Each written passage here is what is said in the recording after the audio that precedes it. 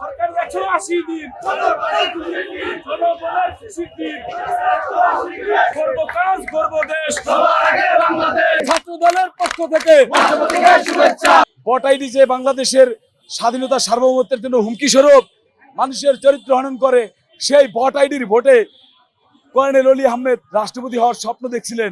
বাংলাদেশে একটি দল রয়েছে যাদের অনলাইন সাপোর্টার কোটি কোটি, বাস্তবিক অর্থে কোনো সাপোর্টার নাই।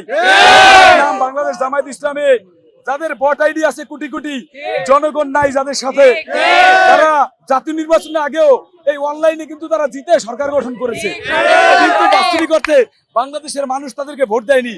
ওই কর্নেল অলি একজন মুক্তিযোদ্ধা হয়ে রাজাকারদের সাথে হাত মিলিয়েছে। রাজাকার আলবদর রাজাকারদের জামাত ইসলামের যে ভোট আইডির ভোট, সেই ভোটের কথা তিনি বলছেন। ভোট আইডি যে বাংলাদেশের স্বাধীনতা সার্বভৌমত্বের জন্য হুমকি স্বরূপ মানুষের চরিত্র হনন করে, সেই ভোট আইডির ভোটে কর্নেল অলি আহমেদ রাষ্ট্রপতি হওয়ার স্বপ্ন দেখছিলেন। কিন্তু জনগণের ভোটে নির্বাচিত সংসদ সদস্যগণ জনাব ফখরুল ইসলাম আলমগীরকে রাষ্ট্রপতি নির্বাচিত করেছেন।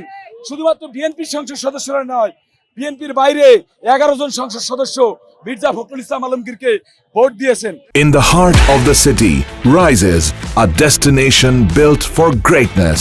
International Convention City, Bosundhara. Life takes a new course. Colonel অলিরা অনলাইনের ভোট ভোটারদের রাষ্ট্রপতি, ভোট ভোটার যারা তাদের রাষ্ট্রপতি কর্নেল অলি।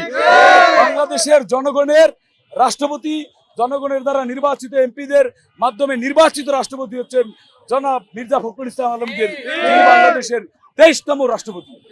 বলে যে রাষ্ট্রপতি ছিল তিনি ছিল একজন পুতুল রাষ্ট্রপতি, ফ্যাসিস্ট হাসিনার বসানো রাষ্ট্রপতি, যিনি কার্যকর অর্থে দেশ রাষ্ট্রের কোনো উপকারেই আসেনি।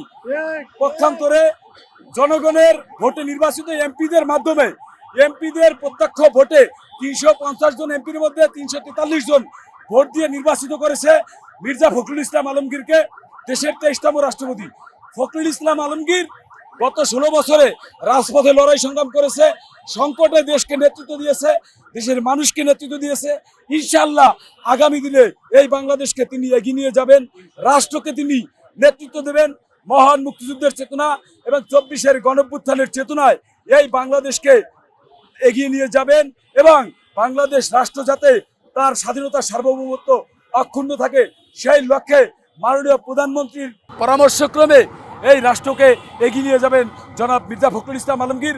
কারণ তিনি রাজপথের নেতা, তিনি কখনো কোথাও থেকে ধরে আনা বানানো কোনো নেতা নয়।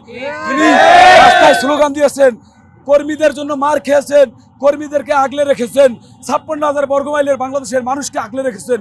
তিনি বাংলাদেশের মহাসচিব থেকে বাংলাদেশের রাষ্ট্রপতি হয়েছেন।